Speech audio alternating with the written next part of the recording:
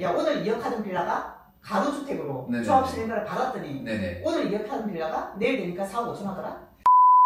대표님, 저희 지금 1만 구독자 이벤트 진행하고 있잖아요.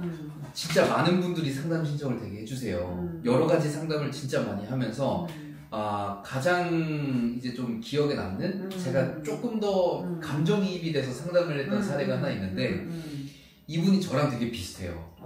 5년 전에 투자를 하셨는데 5년 전에 번개만 없어요. 이게 그래? 항상 느끼는 거지만 이 투자에는 정석이 있다는 거를 맞아. 제가 이 대표님이랑 같이 일하면서 점점 느끼고 있는데 수학의 정석이 아니고 투자의 정석이 있는데 그 투자의 정석이 대표적인 거는 주택다운 주택을 사야 된다? 맞아. 라는 게 가장 큰 것 같아요. 주택다운 주택. 그럼 얘기해 볼래요? 이 변종이 있으면 되게 아쉬워지는 거거든요. 맞아. 저는 근데 항상 변종에 투자해서 실패를 했었어요. 근데 이분도 저랑 약간은 비슷한데 이분이 입지 잘 선택하셨고 역세권 잘 선택하셨는데 상품 유형이 조금 아쉽더라고요. 어디에 샀는데?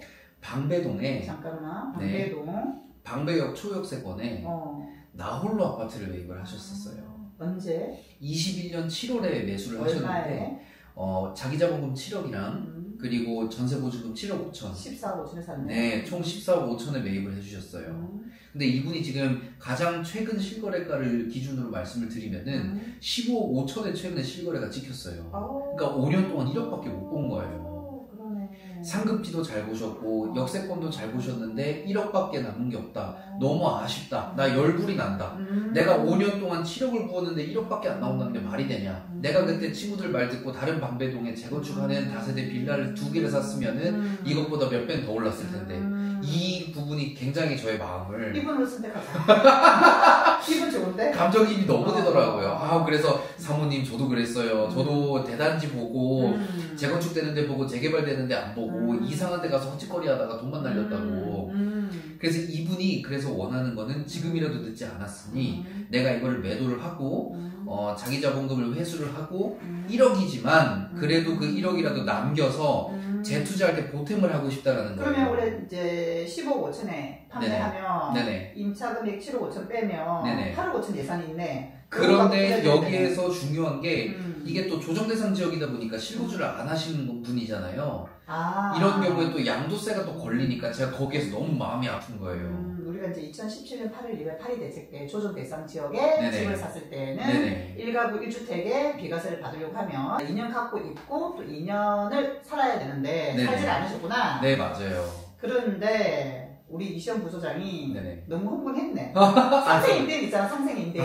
그니까요. 제가 그거를 말씀을 못 드렸더라고요. 그러네. 왜냐면 2021년 7월에 샀으면 본인이 안 들어 살았으니까 네네. 상생임대인은 2+2잖아. 네네. 4년 넘었으니까 상생임대인은 조금 충분할 것 같은데 좀 디테일하게 따져봐야 되는 건 있잖아요. 그렇죠. 이게 그거였냐 어쨌냐. 그렇죠. 그거는 본인이 한번 체크해봐. 네네네. 체크해보면 8월달 되면 내가 봤을 때는 상생임대인 조건 충족하고 네네네. 양도세 비과세 받을 수 있거든요. 네네네.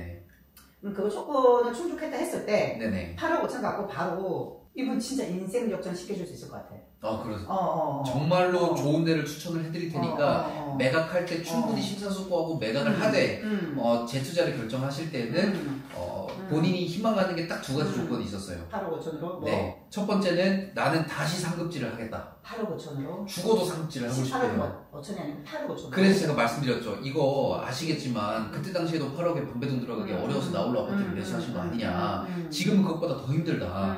그러면 기준을 다른 곳으로 눈을 돌려야 된다. 이렇게 말씀드렸더니 그것까지는 납득을 하시더라고요. 난 상급지 보낼 수 있을 것 같은데. 네. 되게 심플하다. 일단은 아파트를 팔았잖아. 네네네. 그럼 아파트가 없잖아. 네네. 이런 사람들은 너무 오래 걸리는 재개발 사면 안 돼. 네. 일단 아파트가 바로 생길 거라고 어떤 확신이 있는 주택을 사야 되거든. 네네. 그러면 나는 이제 거의 조합 설립 인가가 낮거나 관리처분 됐거나 네네. 임박하거나 그런 물건을 추천을 하거든요. 네네. 근데 그 중에서도 상급지를 사야 되잖아. 네네. 그러면은 한 3개 정도 떠오르죠. 우리 좀 확실한 거. 네네. 그 중에 일단 둔촌동 하나 그렇죠. 괜찮을 것 같아요. 둔촌동 정말 확실하죠.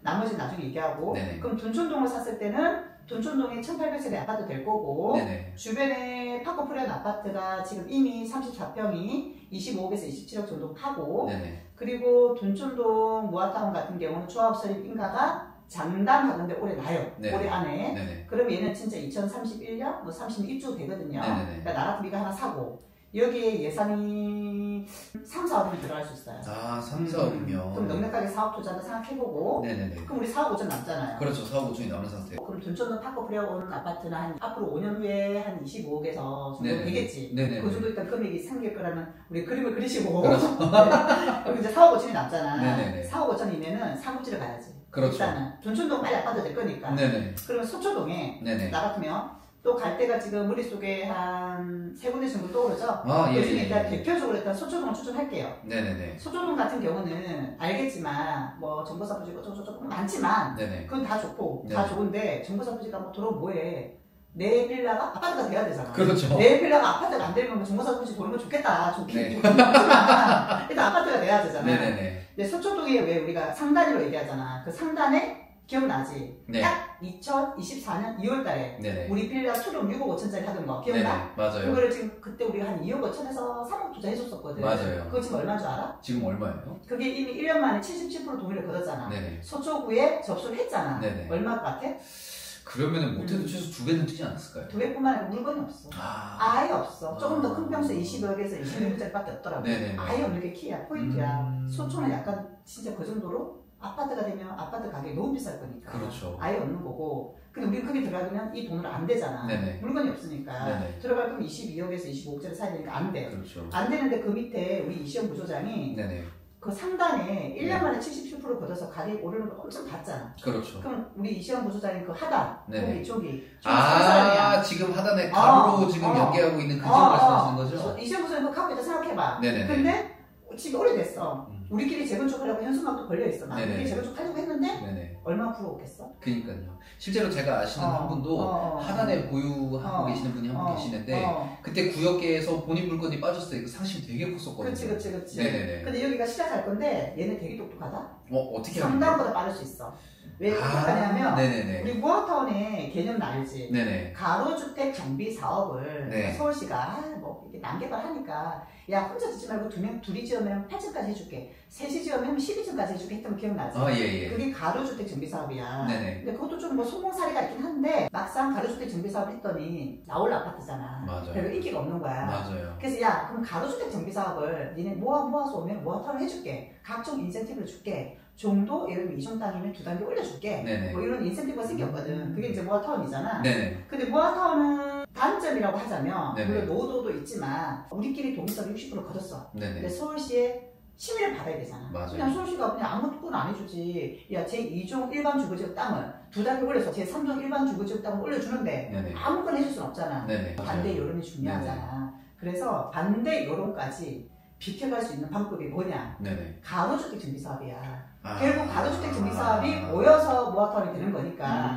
근데 네. 가로주택 정비 사업을 하려고 하면은 그 구역에 1만 제곱미터 넘으면 안 돼. 맞아요. 그러니까 맥시멈 한 1만 3천까지 가능하거든. 뭐 시설하고 하면은 네네네. 1만 3천 제곱미터만 되게끔 여기는 딱 하단은 두 개를 나눴어. 하나는 1만 3천, 네. 하나는 한 4천에서 5천 정도. 네네네. 그러면 가로주택이 가능하지. 네네.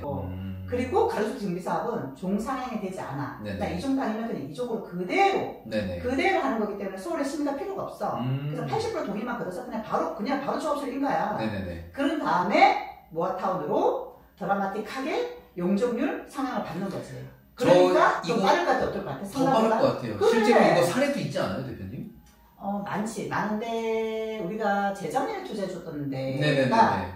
암사역에 있는 강동구 암사동에 있는 암사동 401대 예. 초고속으로 내잖아. 맞아요. 기억나? 네네. 야 오늘 2억 하던 빌라가 가로주택으로 네네네. 조합실인가를 받았더니 네네. 오늘 2억 하던 빌라가 내일 되니까 4억 5천 하더라? 실제로 거기는 심지어 주민 설명회 한 번만 끝나는데도 1억 가까이 뛰었던 되게 유명한 동네잖아요. 맞아. 그런 다음에 거기가 결국 지금은 모아타운으로 종상향 받아가지고 네.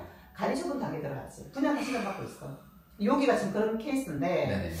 여기는 특히나 그럼 80% 동의 걷는 게 약간 어려울까? 약간 물음표가 생길 수 있잖아. 그렇죠. 근데 여기에 특이한 건 네네. 총 조합원이 233명인데 네네. 그 중에 단독 6개밖에 없어. 아, 단독 6개군요.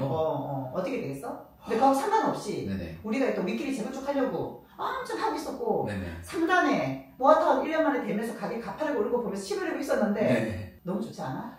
이거 시원하. 생각- 노르물이 다른데. 노르물이 그렇죠. 다른 데서 아파트 가질 수 있는 기회야. 너 어떻게 상급지. 딸내미 낼래? 어떡할래? 기시라도 들고 찾아와야겠네요. 그래서 내 생각에 이 고객을 네네. 둔촌동가 네네. 여기를 사주는 순간 진짜 우리 완전 은인 아니냐? 은인? 그러면은 8억으로 20억이 넘어가는 아파트를 두 채를 살 수 있는데 둘 돈이 다 남아. 시간이 돈이 좀 없는 남아. 돈이 좀 남는 거는 그냥 통장에 넣어두시라 그래. 마음이 좀 편해지시고. 여유자금으로. 요걸 하시면은 네네. 그냥 초고속으로 가는 거 아니에요? 맞아요. 더 좋은 방법 뭐 별로 생각 안 나는데? 이 이상 베스트 플랜은 사실 없을 것 같아요. 이분으로 우리 그냥 선정할까? 그럴까요? 그럼 이분 1만 구독자 중에 네네. 이분 딱이다, 그치?